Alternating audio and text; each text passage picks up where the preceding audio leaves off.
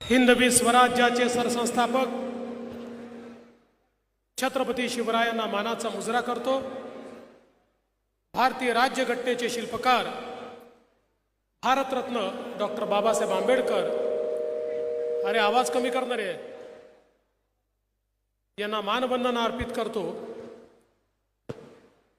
आज पांडुरंगाच्या चरणी नतमस्तक होतो आणि या खरं म्हणजे संत चोखामळा, संत दामाजी, संत कान्होपात्रा यांच्या पदस्पर्शाने पावन झालेल्या या भूमीमध्ये, ज्या ठिकाणी महात्मा बसवेश्वरांनी देखील सामान्यांना जगण्याचा अधिकार दिला, त्या भूमीमध्ये आज आपल्या सर्वांसमोर मंगळवेढा उपसा सिंचन योजनेच्या कामाचा शुभारंभ करताना मला मनापासून आनंद होतोय। आणि ज्यांच्यामुळे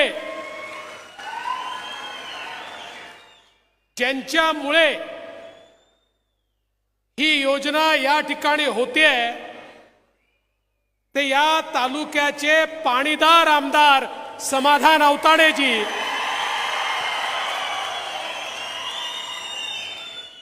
माजी मंत्री सुभाष बापू देशमुख, रणजित सिंग नाईक निंबाळकर, सचिन कल्याण शेट्टी, राम सातपुते, राजेंद्र राऊत, शहाजी पवार, चेतन सिंग केदार, अंबादास कुलकर्णी, दीपक कपूर, खरं म्हणजे आमचे या विभागाचे जे अधिकारी आहेत, अप्पर मुख्य सचिव दीपक कपूर असतील, आमचे कपोले असतील, आमचे धुमाळ असतील, यांचंही आज जोरदार टाळ्या वाजवून स्वागत करा। यांच्यामुळे खरं म्हणजे आज हे काम आपण या ठिकाणी करू शकतोय। श्री नागेश डोंगरे, विजयसिंग देशमुख, सांगदेव कांबळे, प्रदीप खांडेकर, सोमेश्वर मसाळ, तानाजी काकडे, मंचावरील सर्व मान्यवर आणि उपस्थित सर्व माझ्या भगिनी आणि बंधूंनो, आपल्याला लक्षात असेल समाधान दादांच्या प्रचाराकरता मी आलो होतो आणि त्यावेळी सांगितलं होतं मला 106वा आमदार द्या, सरकारचा करेक्ट कार्यक्रम करतो। केला ना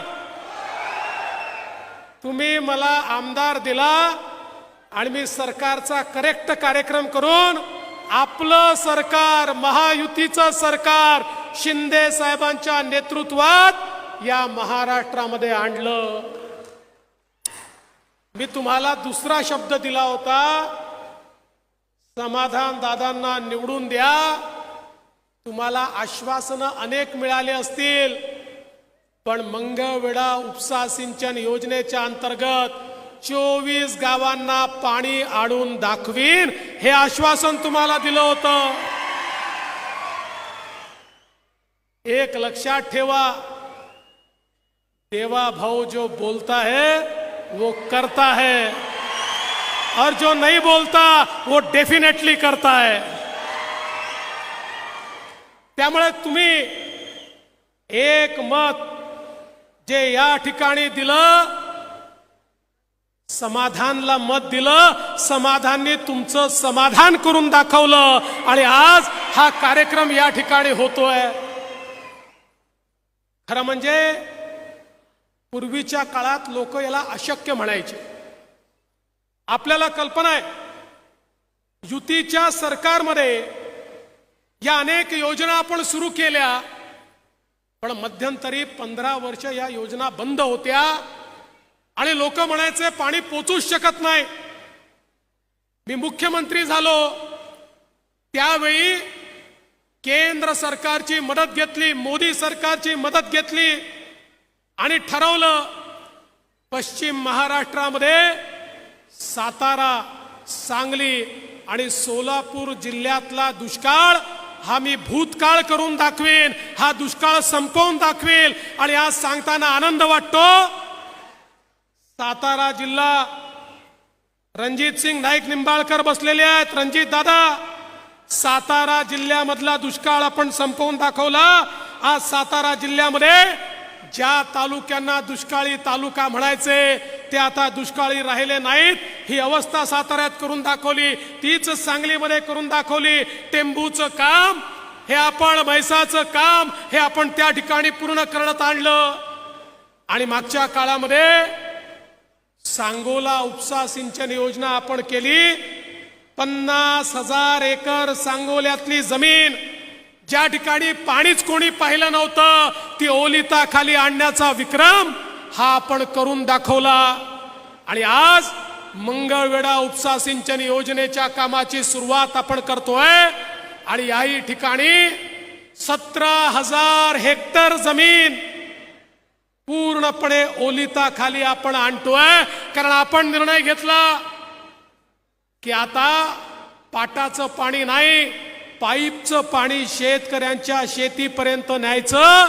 आणि पाईप पद्धतीनं प्रत्येक शेतकऱ्याच्या शेतीत पाणी नेलं आणि ड्रिपच्या माध्यमातून थेंब थेंब पाण्याचा उपयोग केला.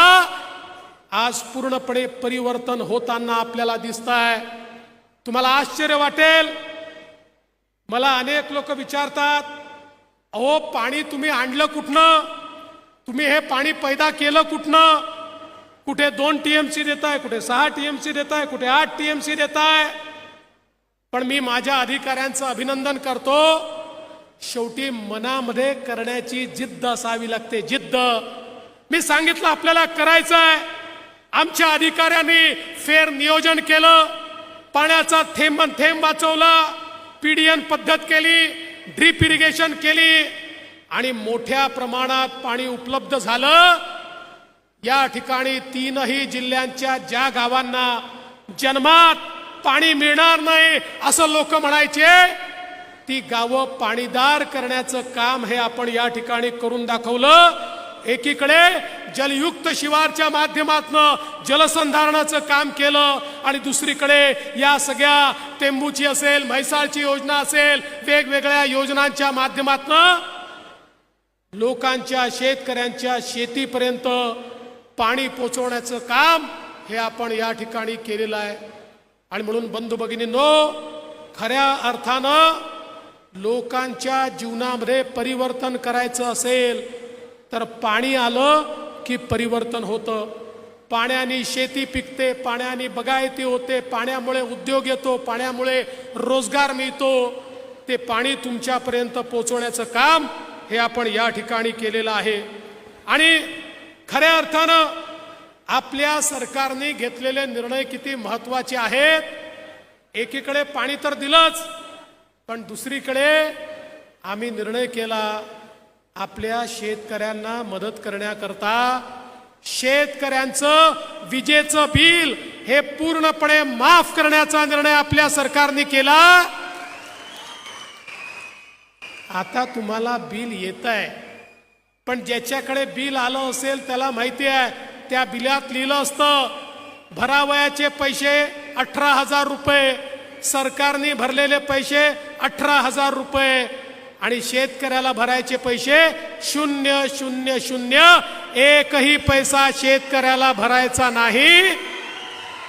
शेतकऱ्यांना मोफत वीज देण्याचा निर्णय आपण केला. एवढंच नाही, दुसरा निर्णय आपण केला, शेतकऱ्यांना दिवसा वीज दिली पाहिजे. आपण अर्धे दिवस सकाळी, अर्धे दिवस रात्री, म्हणजे माझ्या शेतकऱ्यांनी आपल्या शेतीत राबायचं, हाडाचं काढं करायचं, रक्ताचं पाणी करायचं आणि त्या ठिकाणी शेतमाल पिकवण्याकरता रात्रीचा दिवस करायचा. आम्ही निर्णय केला दिवसा शेतकऱ्याला 12 तास वीज मिळाली पाहिजे. देशातली पहिली शेतीची वीज वितरण कंपनी ही महाराष्ट्रामध्ये काढली. आता आमच्या शेतकऱ्यांकरता वेगळी वीज कंपनी आहे, ज्या कंपनीतनं शेतकऱ्यांना वीज देतोय. आणि 12,000 मेगावॅटचे सोलरचे प्रोजेक्ट हे आपण सुरू केले. आता पुढच्या 15 ते 18 महिन्यामध्ये महाराष्ट्रातल्या शेतकऱ्यांना 365 दिवस दिवसा 12 तास वीज ही त्या ठिकाणी उपलब्ध होणार आहे. रात्री कुठल्याही शेतकऱ्याला शेतीमध्ये जाण्याची आवश्यकता पडणार नाही. आणि जी वीज 8 रुपयाला सरकारला पडायची केवळ 3 रुपयात आता सरकारला पडते. म्हणजे सरकारची 5 रुपये प्रति युनिटची बचत, 10,000 कोटी रुपयाची बचत आता आपण सुरू केली.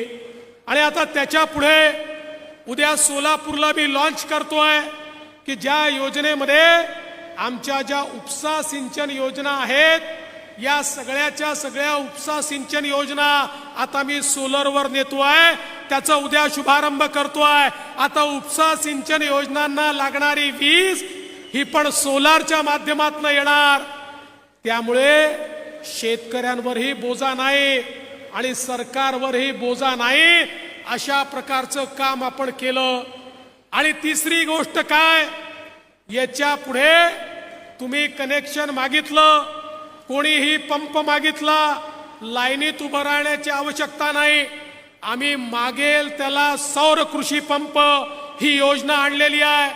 या योजनेच्या अंतर्गत 2.5 लाखाचा 3 लाखाचा पंप शेतकऱ्यांनी केवळ 10% पैसे भरायचे, 90% पैसे आम्ही भरणार आहोत आणि तुम्हाला तो पंप त्या ठिकाणी लावून देणार आहोत.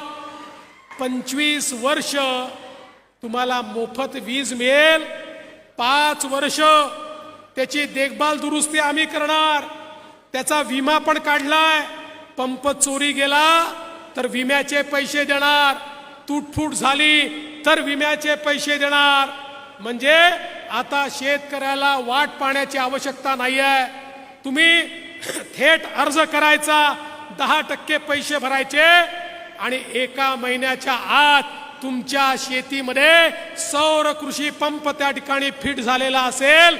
अशा प्रकारची योजना आपण आणलेली आहे. बंधू भगिनींनो, हे सरकार शेतकऱ्यांचं सरकार आहे. शेतकऱ्यांना दिलासा देणारं सरकार आहे. 1 रुपयात पीक विमा आपण आणला. 1 रुपयातल्या पीक विम्यातनं आपल्या शेतकऱ्यांना 8,000 कोटी रुपयाचा फायदा आपण दिला. एकीकडे शेतकऱ्यांचा विचार आपण करतोय आणि दुसरीकडे आपल्याला माहिती आहे आमच्या सगळ्या लाडक्या बहिणी या ठिकाणी बसलेल्या आहेत. आपल्या सरकारने महिलांकरता निर्णय केले. लेक लाडकी सारखी योजना, महिलांना आपल्या घरी मुलगी जन्माला आली, जन्माला आल्याबरोबर 5,000 रुपये, पहिल्या वर्गात गेली की 5,000 रुपये, 4थ्या वर्गात गेली की 7,000 रुपये, 7व्या वर्गात गेली की 7,000 रुपये, 11व्या वर्गात गेली की 8,000 रुपये, 18 वर्षाची झाली की 75,000 रुपये, असे 1 लाख रुपये ज्या घरामध्ये मुलगी जन्माला येईल त्या मुलीचं स्वागत झालं पाहिजे म्हणून आपण लेक लाडकी सारखी योजना आणली. आपल्या महिलांना एसटी मध्ये मोफत प्रवास, अर्ध्या तिकिटात प्रवासाची योजना आम्ही आणली. जेव्हा अर्ध्या तिकिटाची योजना आणली त्यावेळी आमचे एसटीचे लोक म्हणायचे एसटी डबघाईला जाईल. आता ते म्हणतात इतक्या महिला प्रवास करून राहिल्या की तोट्यात असलेली आमची एसटी आता फायद्यात आलेली आहे. अशा प्रकारची योजना आपण या ठिकाणी आणली. आणि सगळ्यात महत्त्वाचं, आमच्या मुलींना उच्च शिक्षणामध्ये मोफत शिक्षण देण्याचा निर्णय हा आपल्या सरकारने घेतला. आणि आमच्या बहिणींना 1,500 रुपये महिन्याला, आमच्या लाडक्या बहिणींना ओवाळणीच्या रूपानं देण्याचा निर्णय आम्ही घेतला. आमचे विरोधक म्हणत होते होणार नाही. आता बहिणींच्या खात्यामध्ये पैसेही जायला सुरुवात झाली. आणि ऑक्टोबर आणि नोव्हेंबरचे पैसे तर ऍडव्हान्स मध्ये देण्याची सुरुवात आम्ही केलेली आहे. प्रत्येक बहिणीच्या खात्यामध्ये आता हे पैसे चाललेले आहेत. आणि म्हणून मी बंधू भगिनींना एवढंच सांगतो, हे तुमचं सरकार आहे.